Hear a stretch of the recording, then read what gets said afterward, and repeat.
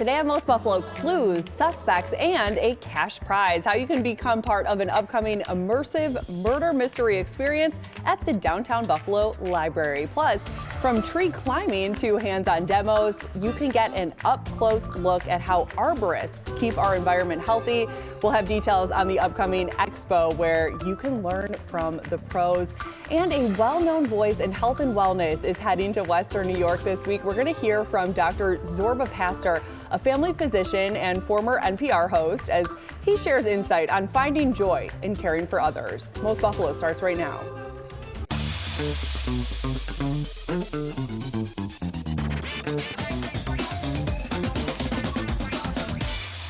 Hi there, welcome to Most Buffalo. I'm Lauren Hall. Thanks for being with us. We are covering all of those events and much more today. It's another busy week in Western New York, and we're heading into a busy season for families. And at the YMCA of Buffalo Niagara, they're getting ready with programs focusing on keeping kids active, engaged, and healthy.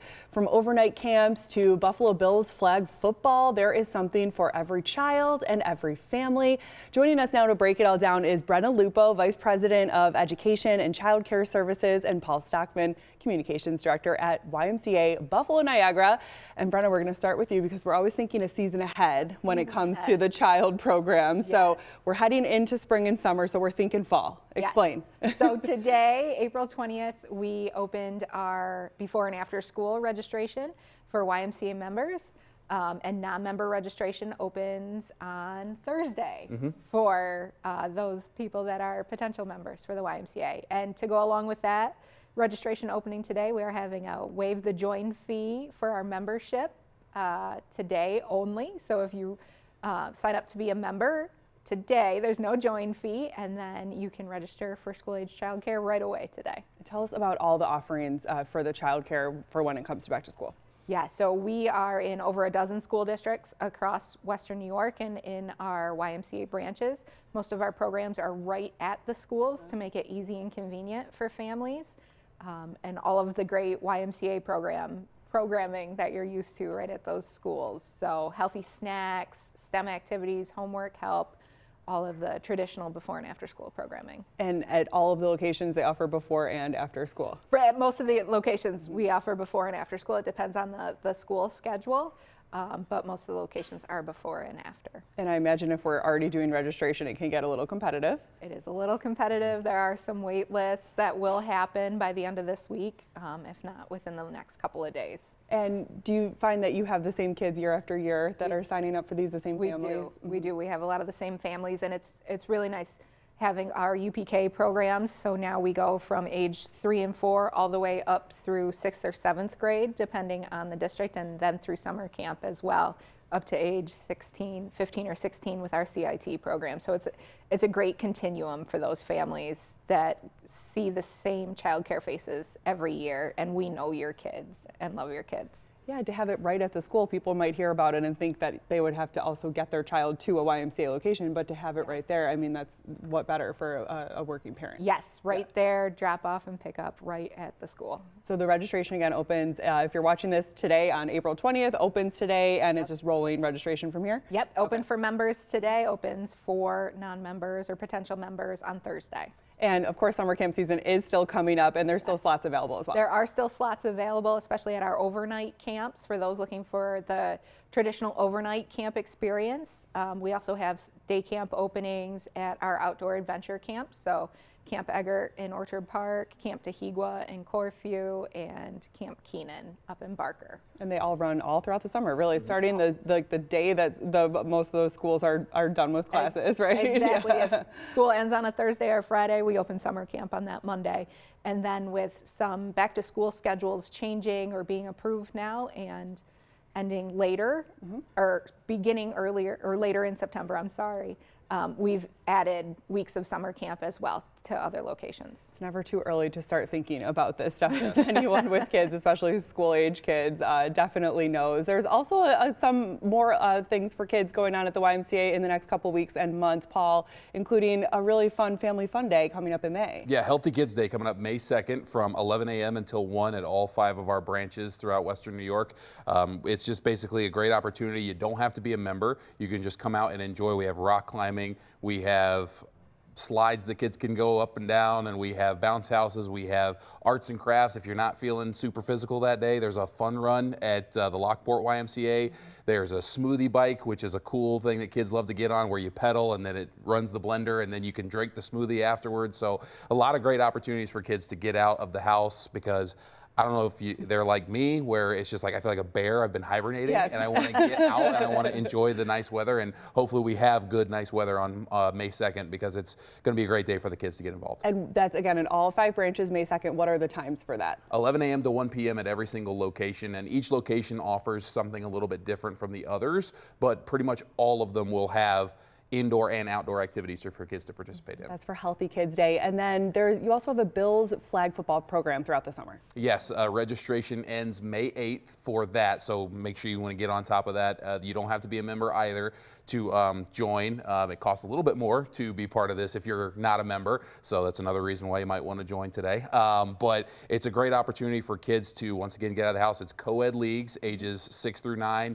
and 10 through 12, and it runs throughout the summer. So late May, June, July, and then early August to get you right ready for Bill season. And then it's a great opportunity for kids to play football, get outside, enjoy, meet new kids, and also you get to wear a Bills penny, so why not? You get to pretend like you're your favorite Bills player. And participate in a really growing sport that looks really fun. So yes. Again, so register for that through May 8th. Where should people go to register for any of the things that we just talked about? Just go to ymcabn.org, and we haven't even scratched the surface on the things that we're offering throughout the summer, so make sure you stay tuned. But yeah, ymcabn.org, all of those will be under our programs tab at the top of the page, and you can find overnight camps, day camps, Healthy Kids Day, all that information and places to register. Wonderful. Paul Stockman and Brendan Lupo here from YMCA Buffalo Niagara. We appreciate it very much. Thank you so much. And a Western New York agency known for education and scholarships is now turning to workforce development. Channel 2's Ron Plants takes a closer look at Say Yes Buffalo's new grant program focused on advanced manufacturing.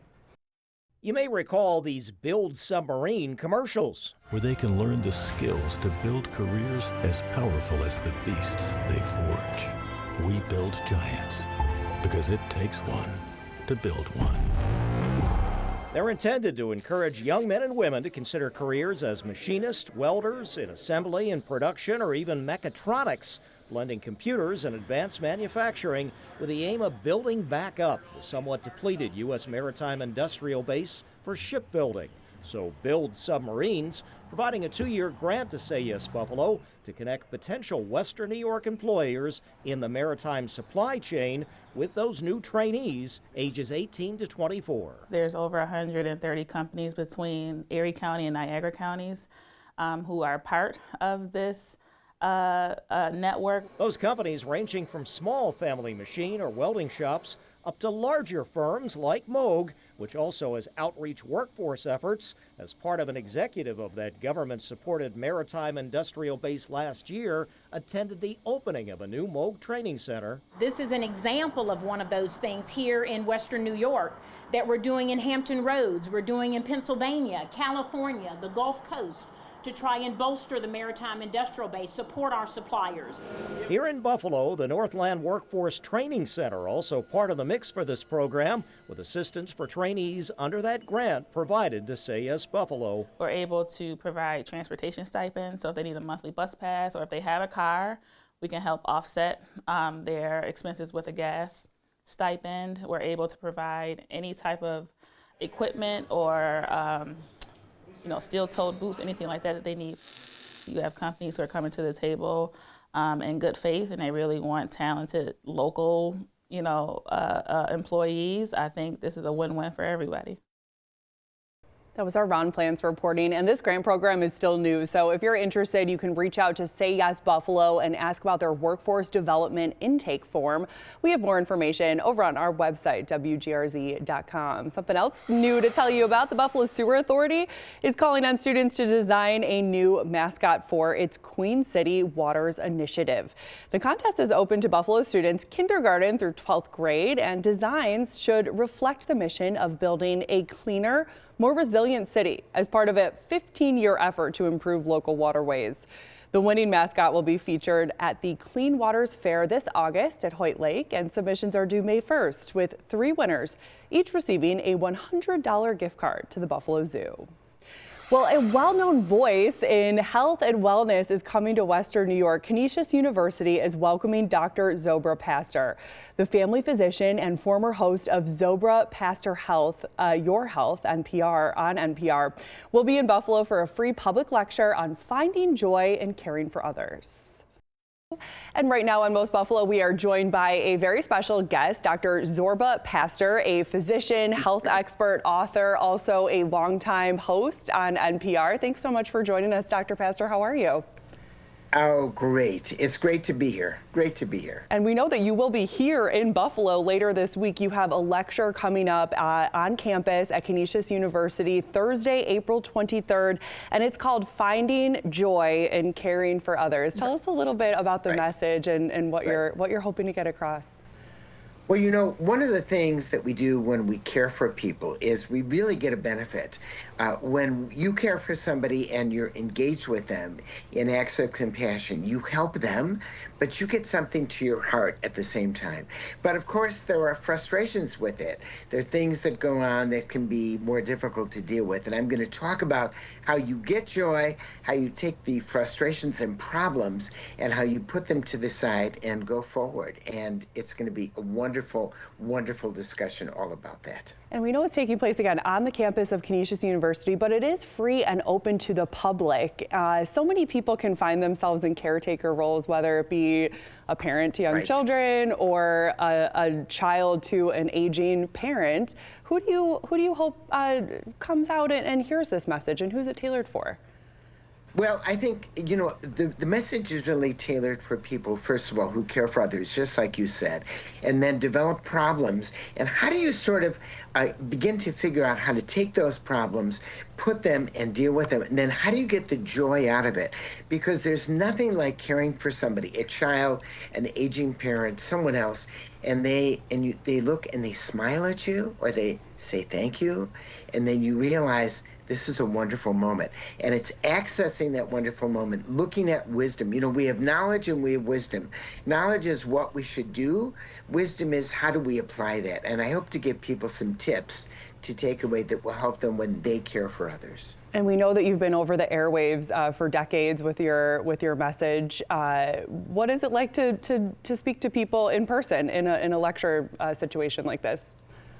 I love lecturing. I love connecting with people. I like telling them about the stories. I have lots and lots of stories. I'm really I think of myself as a master storyteller, because there's situations that I will help to impart, not just with tips, but what I've done and then how I've managed to sort of take away things that really have changed my practice. I've been practicing medicine for 40 years, 45 years, this time public radio, coast to coast that I've gone to. I've gone to Buffalo numerous times, and I loved answering questions. We'll have a Q&A when we're all finished. What are some of the most popular questions that people ask you in those scenarios?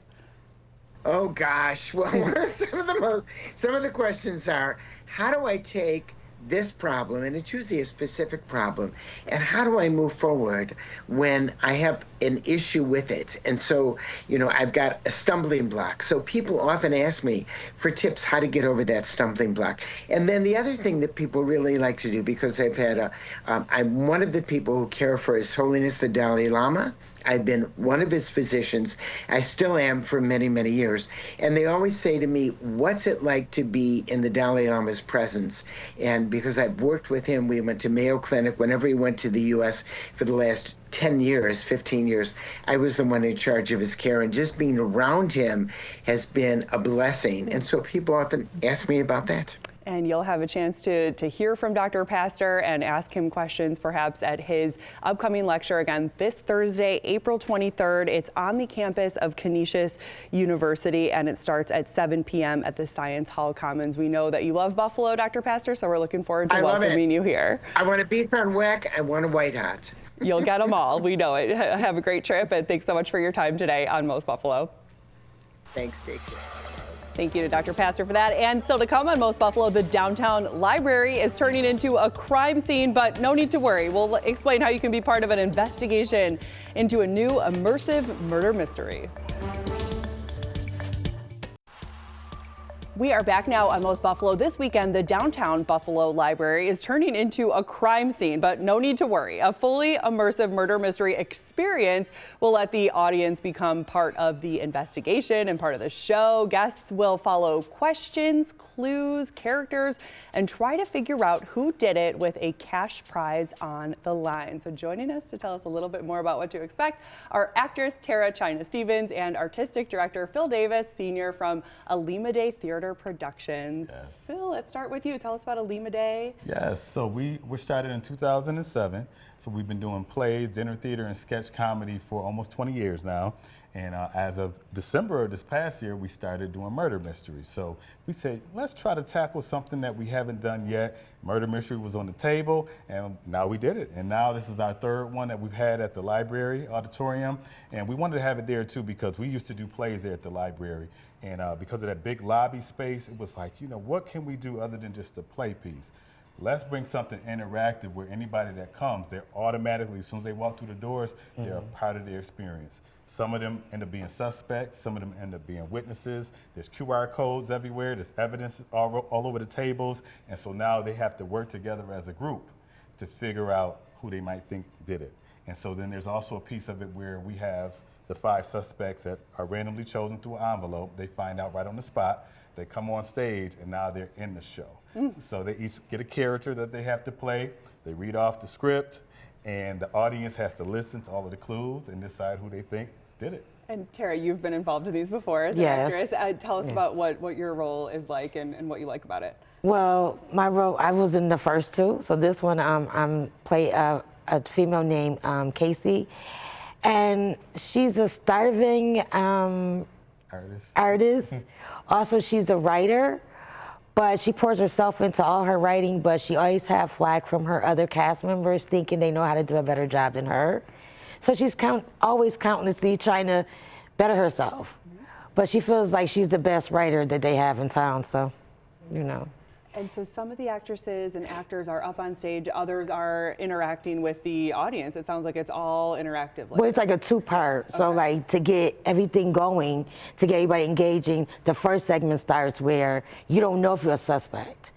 And everybody gets a particular piece of paper, and if you have that name on there, you have to improv on the stage. So you don't have to be the best actress, but if you get picked, we have to see what you can do. So that just gets them engaging. Yeah, and anyone who's coming, should they do anything to prepare?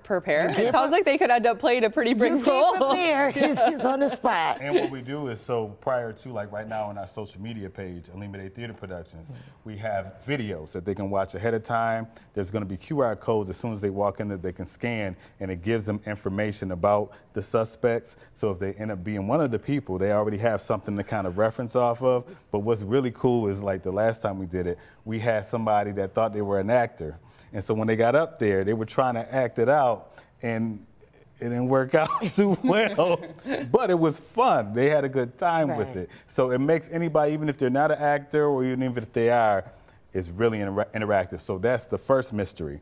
Then the second one is the one that she's in, and I'm also in as well, and 2 other actors.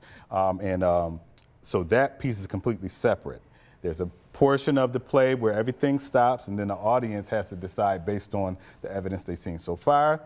They decide who they think the killer was. We come back, finish up the play, and then we decide who wins the $100. And again, if any of this sounds fun, this is all happening on Saturday night, the 25th, at the Downtown Central Library in the auditorium. How can people get their tickets? Yes, so they can go to ATP, Alima Day Theater Productions, Galaxy.com, or on Eventbrite. Searching The Last Rehearsal.eventbrite.com, and we're doing a special now from now until Wednesday, 2 for $25, so they can get a little deal right now. Very nice, and it's all ages. All ages. So all are welcome. Yes. And again, what time does it start? 6 p.m. 6 p.m. All right, bring your best acting and murder-solving skills. Yes. Yes, you could win the cash prize. Absolutely. Thank you both so much, Philip and Tara, for being here today. We appreciate it so much. And still ahead on Most Buffalo, Arbor Day comes alive in Western New York. Details on the family-friendly event that will feature tree planting, live demonstrations, and a look at how the pros care for our city's trees. We're back now, and if you've ever wondered whether you are taking care of your trees the right way or just want to learn more about what it takes to keep them healthy, this weekend is your chance. An upcoming Arbor Day Tree Expo will give you a behind-the-scenes look at the work that professionals do every day, from live tree climbing to hands-on demonstrations and even a chance to plant a tree of your own. Joining us now to share more about this event and why this work matters is Michael Sawyer, the forestry manager at the Buffalo Olmsted Parks Conservancy. Thanks for being here, Michael. Thanks for having me on the show. And trees, I mean, it's something that people probably take for granted in their everyday life, and now is a chance to celebrate them with Arbor Day. That's right. That's right. So we got Arbor Day coming up on Friday, and for the last 25 years now, Olmsted Parks Conservancy has been the proud host of the largest running Arbor Day volunteer event in Western New York. So traditionally that event looked like just getting a bunch of tree care professionals into the park and performing hazardous tree removals, pruning, and otherwise keeping the park safe and making it more beautiful for the people that enjoy it every day. But to celebrate 25 years of doing this in such a successful run, we wanted to invite the whole public out this year. So nestled within the larger volunteer Arbor Day event is going to be a tree care expo from 10 a.m. to 1 p.m. down in Cazenovia Park, in which we're inviting families, young aspiring professionals. We've invited various youth groups, and really anybody that's just interested in getting their feet wet and learning a little more about the tree care industry as a whole. And even for those that may not want to pursue a career in the tree care industry, we've even invited other organizations such as Cornell Cooperative Extension and Workforce Buffalo that, you know, folks can explore other career opportunities through those organizations as well. So they'll be tabling the event. We'll have climbing demonstrations going on, equipment demonstrations. There'll be a touch a truck opportunity throughout the morning where we invite, you know, young children to come out and kind of get their hands on some of the equipment that we're running. The DEC, who has really been instrumental in helping me coordinate this event and helping support it, along with the New York State Arborists Association, who give us the support with the actual volunteer work. The DEC will be handing out spruce saplings. So if you want to come grab a free spruce sapling, you can take it home with you and plant it at home. And National Grid, if the weather cooperates with us, they will even be coming out and doing a live line demonstration, which is really exciting if you've never seen it before, where they'll actually energize a power line and do a whole presentation, a really good presentation on electricity and how it factors into our lives and how to work safely around it. So we're looking forward. There's going to be a lot going on that morning. And I around 10:30 will actually be planting 3 trees in honor of Charles E. Ballback and his family, who have generously supported Olmsted's commemorative tree program over the years. So if you're ever interested in planting a commemorative tree out in the parks, hop on our website and learn more about that program. We'd love to plant a tree for you. And you can even check our website for more information on this event. Everything I just went through will be on a webpage as well. Sounds like, again, a really special celebration for this 25th year commemorative anniversary of Arbor Day in the Olmsted Parks. We have just about under a minute left, Michael. I'm sure the Olmsted Parks are home to hundreds of thousands of trees. What do you want people to think next time they see one of the trees in one of your parks? I just want you to think that nothing happens by accident, and we work very hard, my team of 3, year-round to keep these parks safe and accessible to everybody. And we're proud and happy to do so. Well, thank you for all the work you do. Happy Arbor Day. Happy Arbor Day. It's a great weather day for the event. Yes. Again, it's happening 10 to 2 this Saturday coming up at Cazenovia Park. Yes, and you can come check out the Cherry Blossom Festival up in Delaware before or after the event as well. Oh, thank you so much. Michael Sawyer is the forestry manager for the Buffalo Olmsted Parks Conservancy. Thanks so much for being here. Thank you for having me. Buffalo. We appreciate it. And if you're looking for another family fun event this weekend with a good cause behind it, the Variety Club of Western New York is hosting an indoor mini golf golf fundraiser. It's happening this Saturday from 1 to 5 in Lancaster. The course will also feature disco lights, raffles, and food and drinks available to buy. Tickets start at $25 for a family of 4, with all proceeds helping children across Western New York facing illness, disabilities, and other challenges. For tickets and more information, head to WGRZ-TV. And that'll do it for this edition of Most Buffalo. Thanks for being with us. We'll see you back here on Thursday for another live show. You can always catch us, though, on demand here on WGRZ+. Have a great day.